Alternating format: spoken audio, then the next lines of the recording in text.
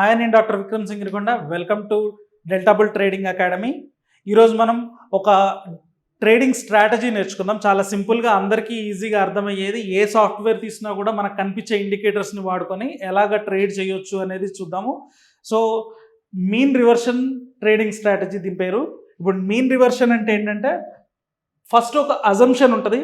ఆ అజంప్షన్ని బేస్ చేసుకొని మనం ట్రేడ్ చేస్తాం. ఆ అజంప్షన్ని ఫస్ట్ నమ్మాలన్నమాట. ఎలాగా అంటే ఇప్పుడు ఏదైనా ఒక స్టాక్ కానీ లేదా ఇండెక్స్ కానీ ఎప్పుడు కూడా ఒక స్ట్రైట్ లైన్లో వెళ్ళదు అనే విషయం మనం చార్ట్లో చూసినట్లయితే మనకి క్లియర్గా కనబడుతుంది.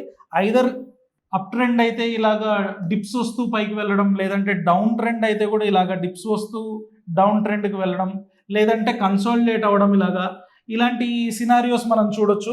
అంతేగాని కంటిన్యూస్గా ఇలాగ స్ట్రైట్ లైన్గా వెళ్ళడం లాంటివి జరగవు కదా. సో ఈ మీన్ రివర్షన్ స్ట్రాటజీ యొక్క బేసిక్ కాన్సెప్ట్ ఏంటంటే ఇప్పుడు ఒక పాయింట్ వరకు పైకి వెళ్ళిన తర్వాత స్వింగ్ వస్తుంది కదా, మళ్ళీ తర్వాత పైకి వెళ్తుంది, ఆ తర్వాత ఒక స్వింగ్ వస్తుంది. ఇక్కడ అప్ ట్రెండ్లో ఏమవుతుంది, న్యూ హై ఫామ్ అవుతుంది, న్యూ లోస్ ఫామ్ అవుతూ ఉంటాయి. ఈచ్ లో వచ్చేసి ప్రీవియస్ లో కన్నా హైగా ఉంటుంది. హయ్యర్ లోస్ అంటారు కదా, ఇలాగా హయ్యర్ లోస్ ఉంటాయి. పీక్స్ కూడా చూసినట్టయితే హయ్యర్ హైస్ ఉంటాయి. ఇక్కడ హయ్యర్ హైస్ ఇలా ఫామ్ చేస్తూ వెళ్తుంది. దీన్ని అప్ ట్రెండ్ అంటాం. సో ఇందులో ఎలాగ ట్రేడ్ చేయొచ్చు అంటే ఒక హయ్యర్ హై ఫామ్ అయిన తర్వాత ఏదో ఒక పాయింట్లో రివర్స్ అవ్వడానికి అవకాశం ఉంటుంది కదా. ఇక్కడ మనం రెండు రకాలుగా ట్రేడ్ చేయొచ్చు. ఒకటి, ఏ పాయింట్లో రివర్స్ అవుతుందో ఆ పాయింట్ని గెస్ చేసి సెల్ చేయడం, లేదా రివర్స్ అయిన తర్వాత ఏ పాయింట్లో మళ్ళీ హయ్యర్ లో ఫామ్ అవుతుందో దాన్ని గెస్ చేసి మళ్ళీ ఈ పాత ట్రెండ్ యొక్క డైరెక్షన్లోనే ట్రేడ్లో పార్టిసిపేట్ చేయడం. సో ఈ టూ టైప్స్లో మనకి చేయడానికి అవకాశం ఉంది కదా. సో జనరల్గా ఏంటంటే కొంతమంది మూవింగ్ యావరేజెస్ వాడతారు, కొంతమంది వచ్చేసి ఆసిలేటర్స్ ఇండికేటర్స్ని వాడుతూ ఉంటారు, కొంతమంది వచ్చేసి జస్ట్ ప్రైస్ యాక్షన్స్ చూసుకొని సపోర్ట్ అండ్ రెసిస్టెన్స్లు ఉన్న దగ్గరికి రివర్స్ అవ్వడానికి అవకాశం ఉంది అంటారు. సో వాడే పద్ధతి ఏదైనా కూడా మార్కెట్ పైకి వెళ్తున్నప్పుడు రివర్స్ అయ్యేది ఒక మీన్ ప్రైస్ దగ్గరికి. మీన్ అంటే యావరేజ్ ప్రైస్ అనుకోండి. యావరేజ్ ప్రైస్ దగ్గరికి రివర్స్ అయిన తర్వాత మళ్ళీ పైకి వెళ్ళడానికి అవకాశం ఉంటుంది అనేది ఈ ఒక హైపోథెసిస్ అనమాట. ఆ హైపోథెసిస్ని బిలీవ్ చేసి ఏదైనా స్టాక్లో ట్రేడ్ చేసేప్పుడు ఏంటంటే వెళ్తున్న డైరెక్షన్లో చిన్న పుల్ బ్యాక్ కోసం వెయిట్ చేయడము, లేదంటే ఎక్కడ పుల్ బ్యాక్ వస్తుందో దాన్ని గెస్ చేయడం. అది ఎలా చేయొచ్చు అంటే రెండు రకాల ఇండికేటర్స్తో మనం చేయొచ్చు. బాలింజర్ బ్యాండ్, తర్వాత ఎంఏసిడి. ఈ రెండు ఇండికేటర్స్ని యూజ్ చేసుకొని మనం ఇందాక చెప్పుకున్న టూ పాసిబిలిటీస్లో ట్రేడ్ చేయడానికి అవకాశం ఉంటుంది. సో ఈ రెండు ఇండికేటర్స్ మీకు ఏ ట్రేడింగ్ సాఫ్ట్వేర్లోకి వెళ్ళినా కూడా ఇవి కనబడతాయి. సో దీన్ని యూజ్ చేసి ఎలా ట్రేడింగ్ చేయొచ్చు అనేది మనం చార్ట్లో చూసి చెప్పుకుందాం. సో ఇప్పుడు నిఫ్టీ డైలీ చార్ట్ తీసాను నేను ఇప్పుడు. సో ఇందులో ఇండికేటర్స్ ఎలా యాడ్ చేసుకోవాలో చెప్తాను. ఇప్పుడు ఇండికేటర్స్ దగ్గరికి వెళ్ళిన తర్వాత ఇక్కడ వచ్చేసి బాలింజర్ బ్యాండ్,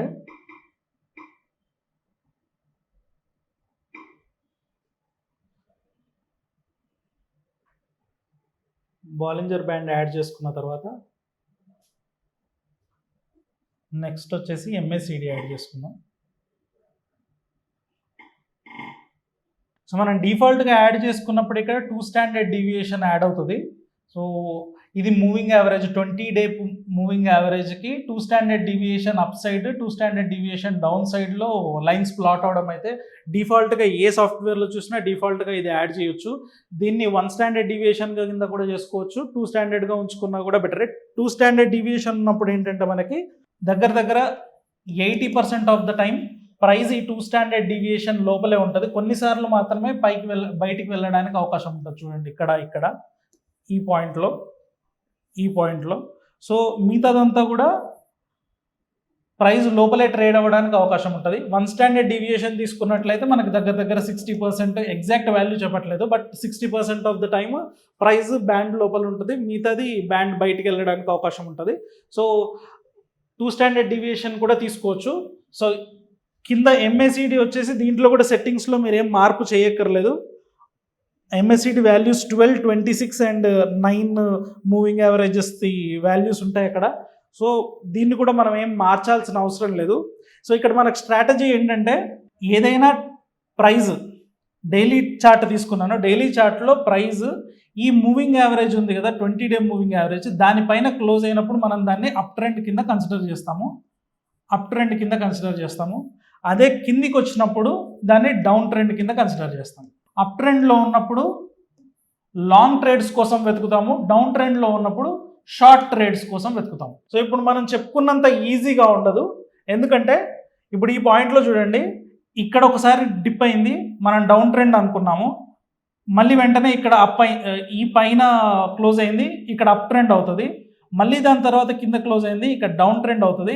యాక్చువల్గా రియల్ లైఫ్లో మార్కెట్లో మనీ పెట్టి మనం లోపలికి వెళ్ళినప్పుడు ఇలాంటి సిచ్యువేషన్స్ని ఎదుర్కోవడం చాలా కష్టం అనమాట. ఇలాంటి ప్లేసెస్లో చాలా మనీ పోవడానికి అవకాశం ఉంటుంది.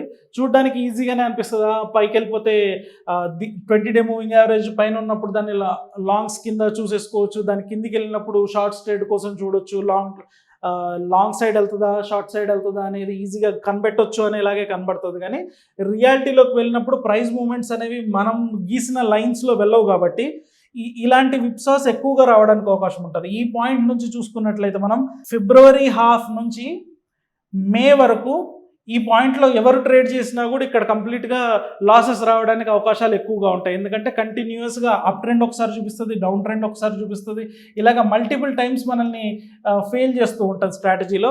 సో ఇలాంటివన్నీ అవాయిడ్ చేసుకుంటూ మనం ట్రేడ్స్ ఎలా తీసుకోవచ్చు, రైట్ ట్రేడ్స్లోకి మనం ఎలా ఎంటర్ అవ్వచ్చు అనేది చూద్దాం. మనం మే దగ్గర నుంచి చూద్దాం.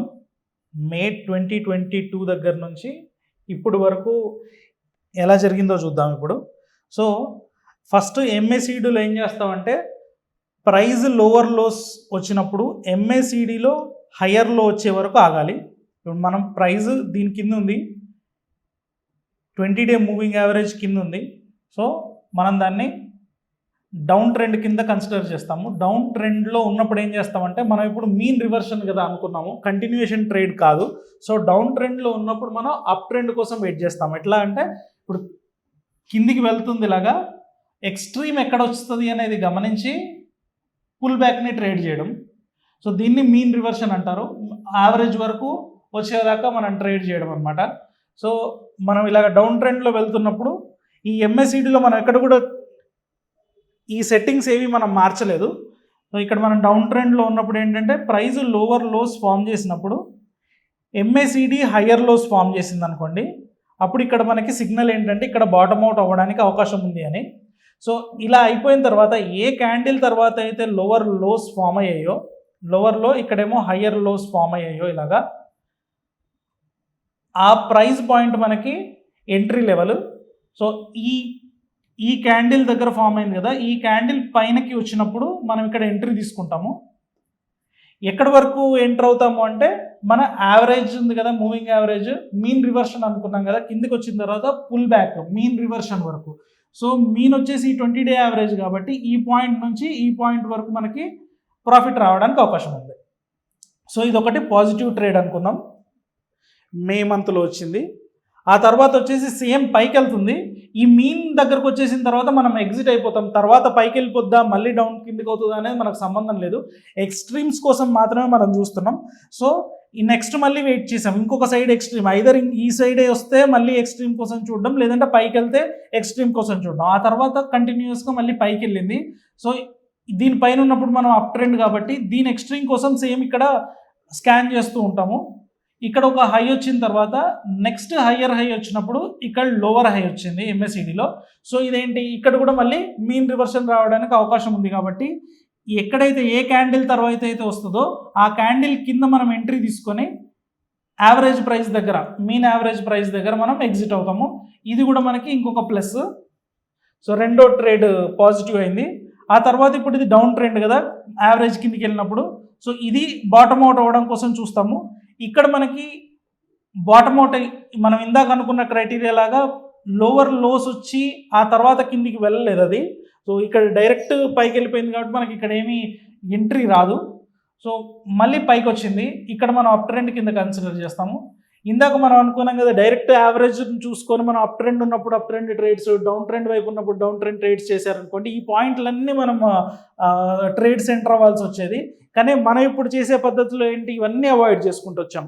ఈ పాయింట్కి వచ్చిన తర్వాత మళ్ళీ మనం హయ్యర్ హైస్ ఫామ్ అవుతూ ఉంటే ఇక్కడ లోవర్ లోస్ ఎప్పుడు హయ్యర్ లోస్ ఎప్పుడు ఫామ్ అవుతాయో చూస్తున్నాం. ఇక్కడ హయ్యర్ హై ఫామ్ అయింది, ఇక్కడ చూడండి డైవర్జెన్స్ వచ్చింది, లోవర్ హై ఫామ్ అయింది. సో ఇక్కడ మళ్ళీ ఈ ఫామ్ అయిన క్యాండిల్ కింద ఎంట్రీ తీసుకుంటాము, మళ్ళీ మీన్ దగ్గరికి రాగానే మనం ఎగ్జిట్ తీసుకుంటాం. ఆ తర్వాత ఎంత కిందికి వెళ్ళినా మనకు సంబంధం లేదు. ఇది థర్డ్ ట్రేడ్. 3 ట్రేడ్స్ కంటిన్యూస్గా మళ్ళీ మనకు పాజిటివ్ వచ్చాయి. కిందికి వచ్చాము, కిందికి వచ్చిన తర్వాత ఇప్పుడు మళ్ళీ ఇక్కడ డౌన్ ట్రెండ్ కదా, డౌన్ ట్రెండ్లో ఎక్స్ట్రీమ్ చూసుకుంటాం. ఇక్కడ ఒక లో, తర్వాత లోవర్లో వచ్చింది, ఇదే పాయింట్లో లోవర్లోనే వచ్చింది. సో ఇది కాదు. సో నెక్స్ట్ మళ్ళీ లోవర్లో వచ్చింది, నెక్స్ట్ మళ్ళీ లోవర్లో వచ్చింది, ఆ తర్వాత ఇంకొక లోవర్లో ప్రైస్లో వచ్చింది, ఎంఎస్సిడిలో కూడా లోవర్లో వచ్చింది, తర్వాత రివర్స్ అయింది. సో ఇక్కడ మనకి ఎక్కడ కూడా ట్రేడ్ రాలేదు, డైవర్జెన్స్ కనబడలేదు కాబట్టి ఇక్కడ మళ్ళీ అప్ ట్రెండ్కి మారిపోయింది. ఇప్పుడు మళ్ళీ మనం ఎక్స్ట్రీమ్స్ కోసం చూస్తున్నాము. ఇక్కడ ఒక హయ్యర్ హై వచ్చింది, నెక్స్ట్ హయ్యర్ హై ఇక్కడ వచ్చింది. ఇక్కడ చూసుకున్నట్లయితే హయ్యర్ హై, తర్వాత మళ్ళీ హయ్యర్ హై, ఇక్కడ డైవర్జెన్స్ రాలేదు. ఈ తర్వాత మళ్ళీ ఈ పాయింట్లో హయ్యర్ హై వచ్చింది, ఇక్కడ వచ్చేసి లోవర్ హై వచ్చింది, మనకు డైవర్జెన్స్ ఉంది ఇక్కడ. సో ఈ డైవర్జెన్స్ వచ్చినప్పుడు ఏమవుతుంది, ఈ పాయింట్లో కదా మనకు డైవర్జెన్స్ వచ్చింది, ఈ పాయింట్లో డైవర్జెన్స్ వచ్చిన తర్వాత మనకి ఎంట్రీ తీసుకున్న అదే డే ఇంట్రాడేలోనే మనకి యావరేజ్ దగ్గరకు వచ్చేసింది. చూడండి సెకండ్ డేనే యావరేజ్ దగ్గరకు వచ్చింది, ఇది కూడా పాజిటివ్ ట్రేడ్. సో ఇక్కడ ఎగ్జిట్ అయిపోతాం. మళ్ళీ నెక్స్ట్ రివర్స్ వెళ్ళిపోయినప్పుడు మళ్ళీ అలాగే హయ్యర్ హైస్ ప్రైస్లో ఫామ్ అవుతున్నప్పుడు ఇక్కడ కూడా హయ్యర్ హైస్ ఫామ్ అయ్యాయి. ఇప్పుడు చూసుకున్నట్లయితే ఈ ప్రైస్ తర్వాత ఇప్పుడు ప్రజెంట్ సిచ్యువేషన్ చెప్తున్నాను. ఇప్పుడు హయ్యర్ ప్రైస్లో రీసెంట్గా ఫామ్ అయిన హయ్యర్ హై, కానీ ఎంఎస్సిడిలో చూసుకున్నట్టయితే లోవర్ హై ఫామ్ అయింది. సో ఈ పాయింట్లో ఈ క్యాండిల్ తర్వాత మనం ఎంటర్ అయి ఉంటే, అంటే ఈ స్ట్రాటజీ ప్రకారంగా లాస్ట్ వీక్ కనుక టెక్నికల్గా చూసుకుంటే ఈ కంప్లీట్ ఫాల్లో మనం పాజిటివ్ వైపు ఉండేవాళ్ళం. సో ఇది బేరిష్ ట్రేడ్ ఎంటర్ అయిపోయి ఇప్పుడు మనకి ఎగ్జిట్ వచ్చేసేది. మీన్ దగ్గరికి 20 డే మూవింగ్ యావరేజ్ దగ్గరికి ప్రైస్ వచ్చేసింది కాబట్టి ఇక్కడ మనం ఎగ్జిట్ అయ్యేవాళ్ళం. ఇప్పటి వరకు ఎన్ని తీసుకున్నాము, 5 ట్రేడ్స్ తీసుకున్నాము. ఈ 5 ట్రేడ్స్ కూడా మనకి పాజిటివ్ ఉంది. సో జనరల్గా ఏంటంటే ఇది 100% స్ట్రైక్ రేట్ ఉన్న స్ట్రాటజీ, ఇప్పటి నుంచి అయితే ఉన్న మనీ అంతా తీసుకొచ్చి దీని మీద పెట్టేస్తాము, దీంట్లో కంప్లీట్గా ఖచ్చితంగా మనకి ప్రాఫిట్సే చూపిస్తుంది కదా అని అనుకోవద్దు. ఎందుకంటే ఇప్పుడు మనం చూసుకున్న టైం ఫ్రేమ్లో మనకు వచ్చిన ట్రేడ్స్ వచ్చేసి 5 కాబట్టి మీకు ఆ 5లో ఇది ఒక విధంగా అదృష్టం అని కూడా చెప్పుకోవచ్చు. 5 ట్రేడ్స్ 100% రావడానికి అవకాశం ఉందని. ఇదే మీరు వేరే ఇన్స్ట్రుమెంట్ మార్చి చూసినా లేదా ఎక్కువ టైమ్స్ వెనక్కి వెళ్ళి చూసినా కూడా దీంట్లో జనరల్గా ఏమవుతుందంటే 80 to 85% of the time positive ఉండడానికి అవకాశం ఉంటుంది. అంటే 20 నుంచి 25% ఆఫ్ ద టైమ్ ఫెయిల్ అవ్వడానికి అవకాశం ఉంటుంది. కాబట్టి ఇమీడియట్గా వెళ్ళిపోయి ఎక్కువ మనీ పెట్టకూడదు. ఒకవేళ ఇది వచ్చింది అనుకోండి, ఈ ట్రేడ్లో మనం ఎంటర్ అవ్వాలి అనుకుంటే ఎలా ఎంటర్ అవ్వచ్చు, ఏం చేయొచ్చు, ఫ్యూచర్స్లో కొనాలా లేకపోతే ఆప్షన్స్లో చేయాలా అంటే ఆప్షన్స్ చేయడం బెస్ట్ థింగ్ అనమాట. ఒకవేళ కనుక మీకు డౌన్ ట్రెండ్ ఎక్స్ట్రీమ్ మనకు కనబడింది, అప్ సైడ్ ట్రేడ్ చేయాలనుకుంటున్నాం మీన్ రివర్షన్ కోసం అంటే పుట్స్ సెల్ చేసి దాని కింద ఏ స్ట్రైక్ అయితే పుట్స్ సెల్ చేస్తామో అంటే ఇమీడియట్గా ఇప్పుడు ప్రైస్ 100 దగ్గర ట్రేడ్ అవుతుంది అనుకోండి, 100 దగ్గర ప్రైస్ ట్రేడ్ అవుతుందంటే 100 పుట్ ఆప్షన్ని అమ్మేసి 95 పుట్ ఆప్షన్ని కొనడం, దీనికోసం ప్రొటెక్షన్ అనమాట. ఒకవేళ మళ్ళీ మనం అనుకున్నది మీన్ రివర్సన్ కాకుండా వెనక్కి కనుక వచ్చినట్లయితే ఇది కంప్లీట్గా లాస్లోకి వెళ్ళకుండా ప్రొటెక్షన్ కోసం ఇలాగా 95 పుట్టు తీసుకోవడం లాంటిది చేయొచ్చు. అదే అప్పర్ ఎక్స్ట్రీమ్ కనిపెట్టాము, డౌన్ సైడ్ ట్రేడ్ చేయాలనుకుంటే కాల్స్ని సెల్ చేసి నియర్ కాల్ని సెల్ చేసి ఫార్ అవే కాల్ని కొనడం, దీన్ని క్రెడిట్ స్ప్రెడ్స్ అంటారు. ఇలాంటి స్ప్రెడ్స్ వేయడం వల్ల ఏంటంటే ఒకవేళ మనం లాస్ అయినా కూడా చాలా మినిమల్ లాస్ ఉంటుంది, ప్రాఫిట్ వస్తే 3 to 4 డేస్లో ఒక 10% 15% ఆఫ్ ప్రాఫిట్స్ రావడానికి అవకాశం ఉంటుంది. కాకపోతే మనకి ఈ స్ట్రాటజీలో ఏంటంటే మీరు చూసుకున్నట్లయితే మనం మార్చ్ 2022 నుంచి ఈ రోజు వరకు చూసాము, దగ్గర 1 year డాటా చూసినట్లయితే మనకు వచ్చిన ట్రేడ్స్ 5. సో మనకి అకరెన్సెస్ తక్కువ ఉన్నా కూడా స్ట్రైక్ రేట్ ఎక్కువ ఉంటుంది. కాబట్టి ఇలాంటి స్ట్రాటజీలు మనం ఫాలో అయ్యేప్పుడు ఒక విషయం గుర్తుపెట్టుకోవాల్సింది ఏంటంటే డిసిప్లైన్డ్గా మనం అనుకున్న రూల్స్ ఏవైతే ఉన్నాయో ఆ రూల్స్ని క్రైటీరియాని ఫుల్ఫిల్ చేసినప్పుడు మాత్రమే ట్రేడ్ తీసుకోవాలి. తీసుకున్నప్పుడు ఇలాగా హెడ్జ్ ట్రేడ్స్ స్ట్రాటజీ ప్రకారంగా తీసుకున్నట్లయితే ఎక్కువ కాలం ఇలాగే కంటిన్యూస్గా మనం ట్రేడ్ చేసినప్పుడు లాంగ్ రన్లో మంచి ప్రాఫిట్స్ ఉండడానికి అవకాశం ఉంటుంది. సో ఇలాంటి మంచి మంచి స్ట్రాటజీస్ మళ్ళీ నెక్స్ట్ వీడియోస్లో మళ్ళీ వేరే రకమైన స్ట్రాటజీస్ చెప్పుకుందాము. సో ఎవ్రీ టైం ఇలా స్ట్రాటజీస్ నెంబర్ ఆఫ్ స్ట్రాటజీస్ ఎక్కువ అవుతుంటే అన్నీ ఎలా ట్రేడ్ చేయగలుగుతామని అనుకోవద్దు. ఏదో ఒకటి మీకు బాగా అర్థమైన స్ట్రాటజీ, మీరు మీ మెంటాలిటీ ప్రకారంగా ఏ స్ట్రాటజీని అయితే మీరు డిప్లాయ్ చేసుకొని ఉండగలుగుతారో ఆ ఒక్క స్ట్రాటజీని మాత్రం మాస్టర్ అయ్యి ఆ ఒక్క స్ట్రాటజీని ట్రై చేయండి తప్ప ఉన్న స్ట్రాటజీస్ అన్ని చెప్తున్నాను కదా, ఎవ్రీ వీక్ స్ట్రాటజీస్ ఒకటి చెప్తున్నాను కదా అని ప్రతి స్ట్రాటజీని మనం యూస్ చేయాలనుకోకూడదు. ఎందుకంటే మన దగ్గర అన్లిమిటెడ్ మనీ ఉండదు కాబట్టి ఏదో ఒక స్ట్రాటజీని మాస్టర్ అయ్యి దాని రూల్స్ ప్రకారంగా కంటిన్యూస్గా కాన్స్టెంట్గా అదే ప్రకారంగా చేసినట్లయితే లాంగ్ రన్లో మంచి ప్రాఫిట్ ఉండడానికి అవకాశం ఉంటుంది. సో ఈ వీడియో నచ్చినట్లయితే లైక్ చేయండి, ఛానల్కి సబ్స్క్రైబ్ చేసుకోండి. ఎవరికైనా ఇలాంటి వీడియోస్ పైన ఇంట్రెస్ట్ ఉన్నట్లయితే షేర్ చేయండి. Thank you.